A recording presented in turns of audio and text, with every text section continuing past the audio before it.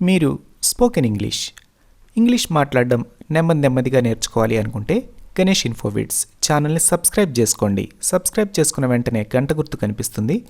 దాని మీద కూడా మీరు వేలు పెట్టి నొక్కితే నేను చేసిన కొత్త వీడియోలు మీ ఫోన్లోకి వెంటనే వస్తాయి. అవి చూస్తూ మీరు ఖాళీగా ఉన్నప్పుడు ఇంగ్లీష్ మాట్లాడడం నేర్చుకోవచ్చు. ఇలాంటి వీడియోలు చూడడం ద్వారా మీరు ఇంగ్లీషు నెమ్మదిగా మాట్లాడడం నేర్చుకోగలుగుతారు. ఈ వీడియో చివరి వరకు చూడండి. ఇలాంటి వీడియోలు నా ఛానల్లో చూసి ఇంగ్లీషు ఎలా నేర్చుకోవచ్చో ఈ వీడియో చివరిలో చూపిస్తాను. ఈ వీడియో నచ్చినట్లయితే లైక్ చేయండి. నచ్చితే నచ్చింది, నచ్చకపోతే నచ్చలేదు అని కింద కామెంట్ చేయండి. ఈ వీడియోలో మనం రోజు మాట్లాడే కొన్ని చిన్న వాక్యాలను ఇంగ్లీష్లో ఎలా మాట్లాడాలో నేర్పిస్తాను. నాకు తెలుసు అని ఇంగ్లీష్లో ఎలా మాట్లాడాలి? ఐ నో అనాలి. ఐ నో అంటే నాకు తెలుసు. ఇక్కడ ఐ అంటే నాకు, నో అంటే తెలుసు. ఐ నో అంటే నాకు తెలుసు. ఐ అంటే నేను అనొస్తుంది, నాకు అనొస్తుంది. ఐ నో అంటే నాకు తెలుసు అని అర్థం. నాకు వచ్చు, నీకు ఈ పని చేయటం వచ్చా అని ఎవరన్నా అడిగారు. నాకు వచ్చు అని ఇంగ్లీష్లో అనాలన్నా కానీ ఐ నో అనాలన్నమాట. ఐ నో అంటే నాకు తెలుసు అని అర్థం వస్తుంది, నాకు వచ్చు అనే అర్థాలు వస్తుందన్నమాట. నాకు వచ్చు అనాలన్నా కానీ ఐ నో అనాలి. నాకు తెలీదు అని ఇంగ్లీష్లో ఎలా మాట్లాడాలి?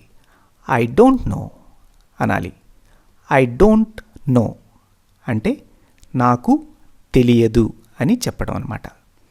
ఐ అంటే నేను లేక నాకు అని వస్తుంది. డోంట్ నో అంటే తెలియదు. నో అంటే తెలుసు. డోంట్ నో అంటే తెలియదు అని అర్థం అన్నమాట. ఐ డోంట్ నో అంటే నాకు తెలియదు అని అర్థం. నాకు రాదు అని ఇంగ్లీష్లో ఎలా చెప్పాలి? నాకు రాదు అనేదాన్ని కూడా ఇంగ్లీష్లో ఐ డోంట్ నో అనాలి. I don't know. I don't know అంటే నాకు రాదు అనే అర్థం వస్తుంది, నాకు తెలియదు. నాకు తెలియదు అని చెప్పాలన్నా ఐ డోంట్ నో అనాలి. నాకు రాదు అనే దాన్ని కూడా ఇంగ్లీష్లో ఐ డోంట్ నో అంటారు. ఐ డోంట్ నో అంటే నాకు తెలియదు, నాకు రాదు అని అర్థం అన్నమాట. నీకు తెలుసా అని ఇంగ్లీష్లో ఎలా మాట్లాడాలి? యు నో అనాలి. యు అంటే నీవు, మీరు, నీకు ఇలాంటి అర్థాలను ఇస్తుందన్నమాట. యు నో అంటే నీకు తెలుసా అని అర్థం అన్నమాట. యు నో నీకు తెలుసా అనే అర్థాన్ని ఇస్తుందన్నమాట. నీకు తెలుసా అనాలంటే యు నో అనాలి. నీకు వచ్చా, నీకు ఈ పని చేయడం వచ్చా, నీకు వచ్చా అని ఇంగ్లీష్లో అనాలన్నా కానీ యు నో. యు నో అంటే అర్థం నీకు తెలుసా అనే అర్థాన్ని ఇస్తుంది, నీకు వచ్చా అనే అర్థాన్ని కూడా ఇస్తుందన్నమాట. యు నో అంటే నీకు వచ్చా అని అర్థం. నీకు ఇంగ్లీష్ వచ్చా, నీకు ఇంగ్లీష్ వచ్చా అని ఇంగ్లీష్లో ఎలా మాట్లాడాలి? You know English. You know English అంటే నీకు వచ్చా ఇంగ్లీషు అని అర్థం అన్నమాట. యు అంటే నీవు లేక మీరు లేక నీకు. నో అంటే వచ్చా, ఇంగ్లీష్ అంటే ఇంగ్లీష్ భాష. నీకు ఇంగ్లీష్ వచ్చా అని ఇంగ్లీష్లో అడగాలంటే యు నో ఇంగ్లీష్ అని సింపుల్గా అడగచ్చు. ఇంకొంచెం పెద్ద వాక్యంగా మాట్లాడాలంటే డూ యు నో ఇంగ్లీష్ అని మాట్లాడచ్చు అన్నమాట. డూ అనే పదాన్ని ముందు పెడితే ప్రశ్నగా మారిపోతుందన్నమాట. కొంతమంది మాట్లాడేటప్పుడు ఆ డూను మాట్లాడకుండా యు నో ఇంగ్లీష్ అని సింపుల్గా కూడా మాట్లాడతారు. నీకు అరబిక్ వచ్చా? You know Arabic. You know Arabic అంటే నీకు అరబిక్ వచ్చా అని అర్థం అన్నమాట. నీకు ఈ పని వచ్చా, నీకు వచ్చా ఈ పని అని ఇంగ్లీష్లో ఎలా అడగాలి? You know this work. You అంటే నీకు, నో అంటే వచ్చా, దిస్ అంటే ఈ, వర్క్ అంటే పని. You know this work, you know this work అంటే నీకు ఈ పని వచ్చా అని అడగడం అన్నమాట. రాదు, కాదు, వద్దు, లేదు. రాదు అని ఒక పదంతో మనం సమాధానం చెప్పాలంటే, ఎవరన్నా మిమ్మల్ని అడిగారు నీకు ఈ పని వచ్చా అని అడిగారు, ఒక పదంతో సమాధానం చెప్పాలంటే నో. ఇక్కడ నో అనే పదానికి రకరకాల అర్థాలు ఉంటాయి అన్నమాట. రాదు, కాదు, వద్దు, లేదు, ఇవన్నీ కూడా ఒక పదంతో చెప్పాలంటే నో అనాలన్నమాట. ఒక పదంతో కాకుండా నాకు రాదు అని ఇంగ్లీష్లో చెప్పాలంటే, ఒక వాక్యంలాగా చెప్పాలంటే ఐ డోంట్ నో అనాలి. ఐ అంటే నేను లేక నాకు, డోంట్ నో అంటే రాదు లేక తెలియదు. నాకు రాదు అనే దాన్ని ఐ డోంట్ నో అని కూడా చెప్పచ్చు అన్నమాట. వచ్చు, వచ్చు అని ఒక పదంతో సమాధానం చెప్పాలంటే ఎస్ అనాలి. ఎస్ అనే పదానికి అవును అని వస్తుంది, సందర్భాన్ని బట్టి వచ్చు, తెలుసు ఇలాంటి అర్థాలను కూడా ఇస్తుందన్నమాట. ఎస్ని వాడుక భాషలో కొంతమంది యా అని కూడా అంటారనమాట. యా అనేది వాడుక భాష, ఎస్ అనేది ప్రామాణిక భాష అన్నమాట, అంటే ఫార్మల్ లాంగ్వేజ్. యా నీకు ఈ పని చేయటం వచ్చా అన్నప్పుడు మీరు ఎస్ అనొచ్చు, యా అని కూడా అనొచ్చు అనమాట. యా అంటే అర్థం అవును, వచ్చు, తెలుసు అని అర్థాలను ఇస్తుందన్నమాట సందర్భాన్ని బట్టి. నేర్చుకుంటున్నాను అని చెప్పాలంటే ఒక పదంతో లెర్నింగ్ అనాలి. లెర్నింగ్ అంటే నేర్చుకుంటున్నాను. నేను ఇప్పుడు నేర్చుకుంటున్నానండి, నేర్చుకుంటున్నాను అని ఒక్క పదంతో మీరు సమాధానం చెప్పాలంటే లెర్నింగ్ అనాలి. అలా కాకుండా నేను నేర్చుకుంటున్నాను అని ఒక చిన్న వాక్యంగా మీరు మాట్లాడాలి అంటే ఐ యామ్ లెర్నింగ్ అనాలి. ఐ అంటే నేను, యామ్ లెర్నింగ్ అంటే నేర్చుకుంటూ ఉన్నాను అని అర్థం అన్నమాట. ఐ యామ్ లెర్నింగ్ అంటే నేర్చుకుంటున్నాను అని ఇంగ్లీష్లో చెప్పటం. నేను నేర్చుకుంటున్నాను అని ఇంగ్లీష్లో అనాలంటే ఐ యామ్ లెర్నింగ్ అనాలి. నీ దగ్గర ఉందా అని ఇంగ్లీష్లో ఎలా అడగాలి? యూ హ్యావ్, యూ హ్యావ్ అంటే నీ దగ్గర ఉందా, యూ హ్యావ్ అంటే నీ దగ్గర ఉందా అని అడగడం అన్నమాట. ఉదాహరణకి నీ దగ్గర డబ్బులు ఉన్నాయా అని ఇంగ్లీష్లో ఎలా అడగాలి? You have money, you have money అంటే నీ దగ్గర డబ్బులు ఉన్నాయా అని అడగటం అన్నమాట. యూ అంటే నీ దగ్గర, హ్యావ్ అంటే ఉన్నాయా, మనీ అంటే డబ్బులు. యూ హ్యావ్ మనీ అంటే నీ దగ్గర డబ్బులు ఉన్నాయా అని ఇంగ్లీష్లో అడగటం. నీ దగ్గర పాస్పోర్ట్ ఉందా, you have passport, you have passport అంటే నీ దగ్గర ఉందా పాస్పోర్టు. నీ దగ్గర పాస్పోర్ట్ ఉందా అని ఇంగ్లీష్లో అడగాలంటే యూ హ్యావ్ పాస్పోర్ట్ అని అడగాలన్నమాట. యూ అంటే నీవు, మీరు అనే అర్థాలని కాకుండా నీ దగ్గర, హ్యావ్ అంటే కలిగి ఉన్నావా అనే అర్థం అన్నమాట. పాస్పోర్ట్ అంటే పాస్పోర్టు. యూ హ్యావ్ పాస్పోర్ట్ అంటే దాని అర్థం నీ దగ్గర పాస్పోర్ట్ ఉందా అనే అర్థాన్ని ఇస్తుందన్నమాట. వేర్ అంటే ఎక్కడ, ఎక్కడ అనే దాన్ని ఇంగ్లీష్లో వేర్ అంటారు. వేర్ ఈజ్ అంటే ఎక్కడ ఉంది, వేర్ ఈజ్ అంటే ఎక్కడ ఉంది, వేర్ అంటే ఎక్కడ, ఈజ్ అంటే ఉంది. దీన్ని పూర్తిగా మాట్లాడాలంటే అది ఎక్కడుంది అని ఇంగ్లీష్లో అడగాలంటే వేర్ ఈజ్ ఇట్ అనాలి. వేర్ ఈజ్ ఇట్ అంటే ఎక్కడ ఉంది అది, అది ఎక్కడ ఉంది అని ఇంగ్లీష్లో మాట్లాడడం అనమాట. వేర్ అంటే ఎక్కడ, ఈజ్ అంటే ఉంది, ఇట్ అంటే అది.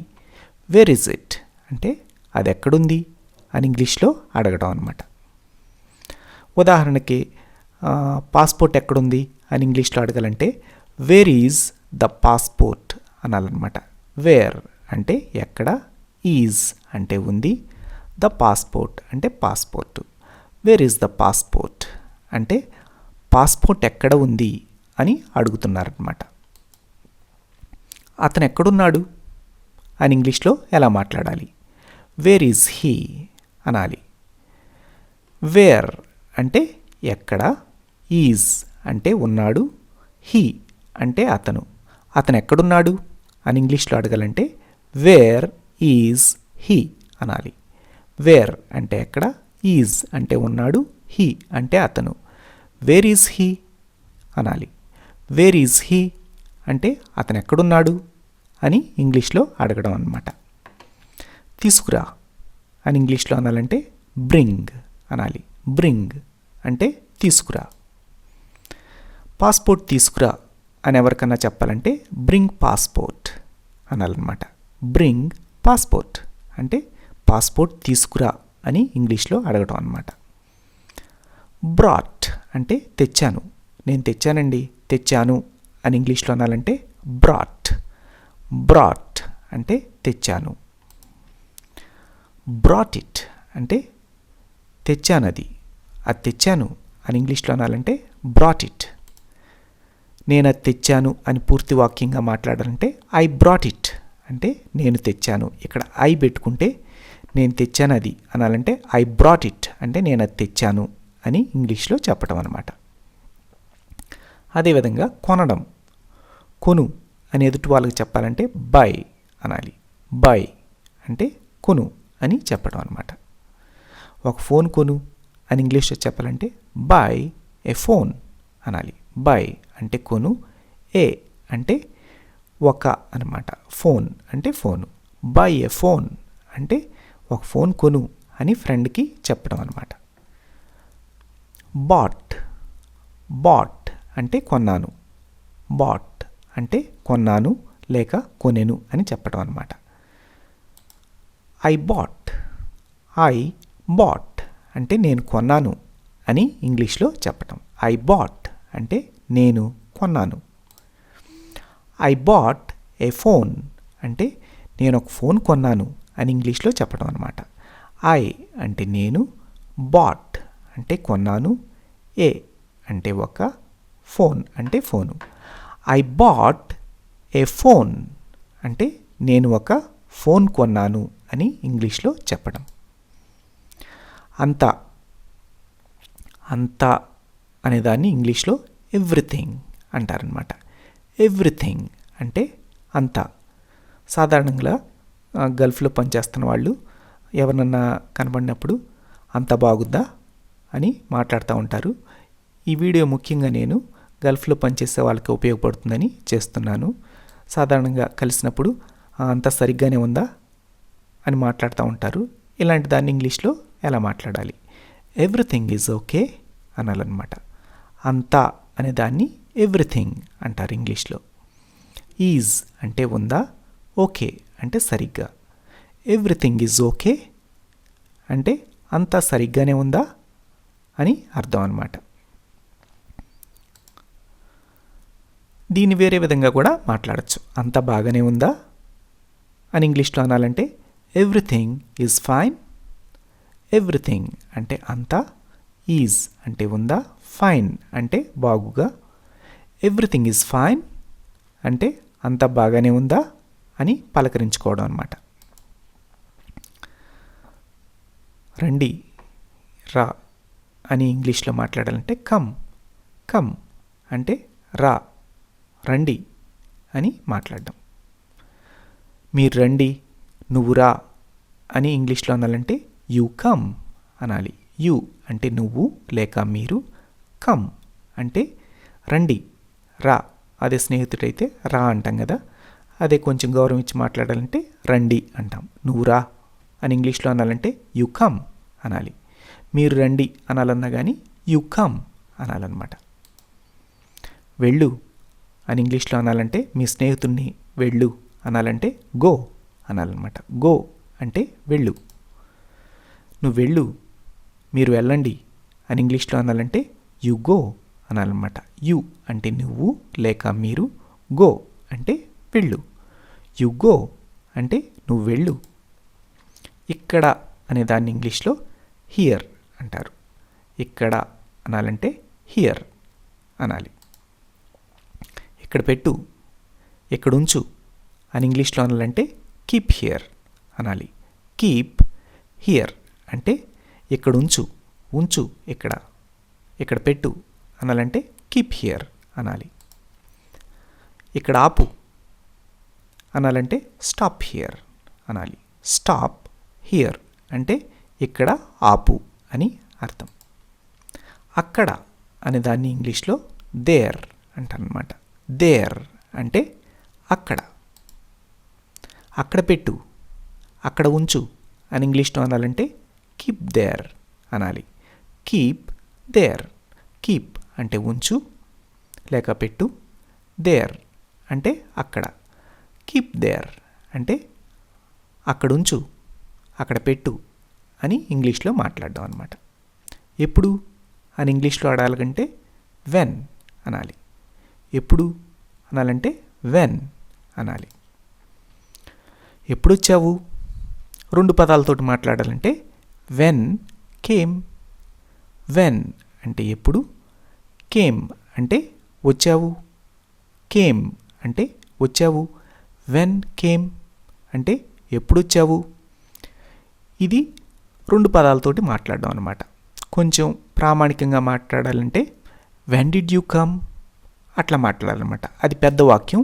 మీరు చిన్న చిన్న వాక్యాలతోటి మొదలు పెట్టండి. పెద్ద వాక్యాలు కూడా నా ఛానల్లో ఉన్నాయి. అవి చూస్తూ మీరు ఖాళీగా ఉన్నప్పుడు కొంచెం పెద్ద వాక్యాలని నేర్చుకోవచ్చు. ఎప్పుడు వచ్చావు అనాలంటే వెన్ కేమ్. పెద్ద వాక్యంగా మాట్లాడాలంటే వెన్ డిడ్ యూ కమ్.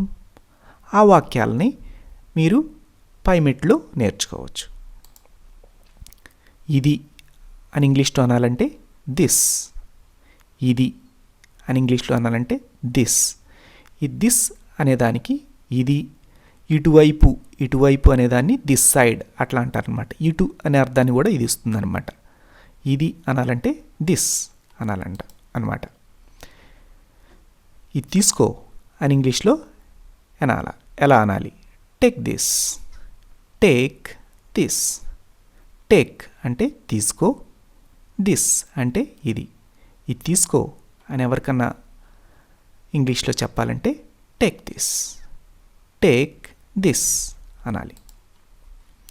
ఇటువైపు, ఇటువైపు అని ఇంగ్లీష్లో ఎలా మాట్లాడాలి? This side. This side. This అంటే ఇటు, సైడ్ అంటే వైపు.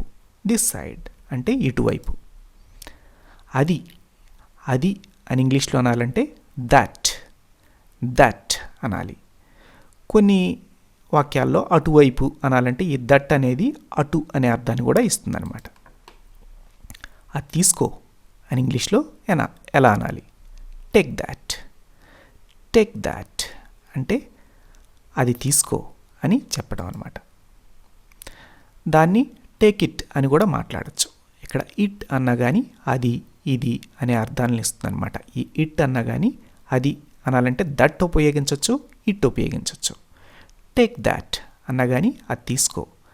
టేక్ ఇట్ అన్నా కానీ అది తీసుకో అన్నమాట. అటువైపు, అటువైపు అని ఇంగ్లీష్లో అనాలంటే దట్ సైడ్. దట్ సైడ్ అంటే అటువైపు. అటువైపు వెళ్ళు అని ఇంగ్లీష్లో ఎలా మాట్లాడాలి? Go that side. గో అంటే వెళ్ళు. దట్ అంటే అటు, సైడ్ అంటే వైపు. Go that side. Go that side అంటే అటువైపు వెళ్ళు అని ఇంగ్లీష్లో మాట్లాడడం అనమాట. సాధారణంగా మనం పలకరించేటప్పుడు ఆ భోజనం అయిందా అని 2 పదాలతో అడగాలంటే హ్యాడ్ ఫుడ్ అనాలి. అయిందా భోజనం అని మనం స్నేహితుడిని అడగాలి. హ్యాడ్ ఫుడ్ అనాలి. హ్యాడ్ అంటే అయిందా, ఫుడ్ అంటే ఆహారం లేక భోజనం అని వస్తుందన్నమాట. హ్యాడ్ ఫుడ్ అంటే అయిందా భోజనం అని అడగటం అన్నమాట. ఎంత అని ఇంగ్లీష్లో ఎలా అడగాలి? మీరు ఏదైనా షాప్కి వెళ్ళారు, ఈ వస్తువు ఎంత, ఎంత అని అడగాలంటే హౌ మచ్. హౌ మచ్ అంటే ఎంత అని అర్థం అన్నమాట. నేను చేస్తాను అని ఇంగ్లీష్లో ఎలా అనాలి? I will do. I will do అనాలన్నమాట. ఐ అంటే నేను, విల్ డూ అంటే చేస్తాను, తర్వాత చేస్తాను అనే అర్థం అనమాట. నేను చేస్తానండి అది అని మీరు ఎవరికైనా చెప్పాలంటే I will do, I will do అనాలి. డూ అంటే చేయడం అనమాట. సరే అని ఇంగ్లీష్లో అనాలంటే ఓకే, ఓకే అనాలి. నేను చేయగలనండి, నేను చేయగలను అని చెప్పాలంటే ఐ క్యాన్ డూ అనాలి. ఐ అంటే నేను, కెన్ అంటే గలను అని వస్తుంది, డూ అంటే చేయడం. ఇవన్నీ కలిపితే నేను చేయగలను అవుతుంది కదా. నేను చేయగలను అని ఇంగ్లీష్లో అనాలంటే I can do, I can do అనాలి. నా వల్ల కాదండి, నేను చెయ్యలేను అని ఇంగ్లీష్లో ఎలా మాట్లాడాలి? I can't do, I can't do. I అంటే నేను, కాంట్ అంటే నా వల్ల కాదు, డూ అంటే చేయడం. ఐ కాంట్ డూ అంటే నా వల్ల కాదు, నేను చేయలేను అని ఇంగ్లీష్లో చెప్పడం అనమాట. అది అక్కడ ఉందా అని ఇంగ్లీష్లో ఎలా అడగాలి? Is it there? ఈజ్ అంటే ఉందా, ఇట్ అంటే అది, దేర్ అంటే అక్కడ. Is it there? Is it there అంటే అది అక్కడ ఉందా అని ఇంగ్లీష్లో అడగడం అన్నమాట. అదేవిధంగా అతను ఉన్నాడా అని ఇంగ్లీష్లో ఎలా అడగాలి? ఈజ్ హీ దేర్ అనాలి. ఈజ్ అంటే ఉన్నదా, ఉన్నాడా అన్ని అర్థాలను ఇస్తుందన్నమాట. ఈజ్ అనేది ఉన్నది, ఉన్నాడా ఇట్లాంటి అర్థాలను ఇస్తుందన్నమాట. Is he there? ఈజ్ అంటే ఉన్నాడా, హీ అంటే అతను, దేర్ అంటే అక్కడ. ఈజ్ హీ దేర్ అంటే అతను ఉన్నాడా అక్కడ అని ఇంగ్లీష్లో అడగటం అనమాట. Is he there? అతను ఉన్నాడా అక్కడ అని అర్థం. కావాలి, కావాలి అనే దాన్ని ఇంగ్లీష్లో వాంట్ అంటారు. వాంట్ అంటే కావాలి. నాకు డబ్బులు కావాలండి అని ఇంగ్లీష్లో ఎలా మాట్లాడాలి? I want money. మీరు పని చేశారు, డబ్బులు అడగాలి. అలాంటి సందర్భంలో ఈ వాక్యం ఉపయోగపడుతుంది అనమాట. I want money. ఐ అంటే నేను లేక నాకు, వాంట్ అంటే కావాలి, మనీ అంటే డబ్బులు. ఐ వాంట్ మనీ అంటే నాకు డబ్బులు కావాలి. నాకు ఉద్యోగం కావాలి అని ఇంగ్లీష్లో ఎలా అడగాలి? ఐ వాంట్ జాబ్ అనాలి. ఐ అంటే నాకు, వాంట్ అంటే కావాలి, జాబ్ అంటే పని లేక ఉద్యోగం. ఐ వాంట్ జాబ్ అంటే నాకు ఒక ఉద్యోగం కావాలండి అని అడగడం అనమాట. ఐ వాంట్ జాబ్ అని అడగచ్చు. ఐ వాంట్ ఏ జాబ్ అని కూడా అనొచ్చు అనమాట. ఇలా వాక్యాలను, ఇలా చిన్న చిన్న పదాలను కలుపుతూ మీరు వాక్యాలు మాట్లాడుతున్నారంటే ఎదుటి వాళ్ళు అర్థం చేసుకుంటారు. మీకు గ్రామర్ రావాల్సిన పని లేదు. నేను బాగా చేస్తానండి అని ఇంగ్లీష్లో ఎలా చెప్పాలి? I do well. ఐ అంటే నేను, డూ అంటే చేస్తాను, వెల్ అంటే బాగా. ఐ డూ వెల్ అంటే నేను బాగా చేస్తానండి, మీరు పనిస్తే నేను బాగా చేస్తాను అని ఇంగ్లీష్లో చెప్పాలంటే ఐ డూ వెల్ అనాలి. వద్దు, మీకు కావాలండి అని ఎవరన్నా అడిగారు, వద్దు అనాలంటే డోంట్ వాంట్. వాంట్ అంటే కావాలి, డోంట్ అని పెట్టామంటే, దాని ముందు డోంట్ అని పెట్టామంటే వద్దు అయిపోతుంది అనమాట. దానికి వ్యతిరేక అర్థం ఇస్తుంది. వాంట్ అంటే కావాలి, దానికి వ్యతిరేక అర్థం వద్దు కదా. దానికి డోంట్ ముందలు పెడితే సరిపోతుంది అనమాట. వద్దు అని ఇంగ్లీష్లో అనాలంటే డోంట్ వాంట్. Don't want. నాకు వద్దు అని ఇంగ్లీష్లో ఎలా చెప్పాలంటే ఐ డోంట్ వాంట్ అనాలి. ఐ అంటే నాకు లేక నేను, డోంట్ వాంట్ అంటే వద్దు.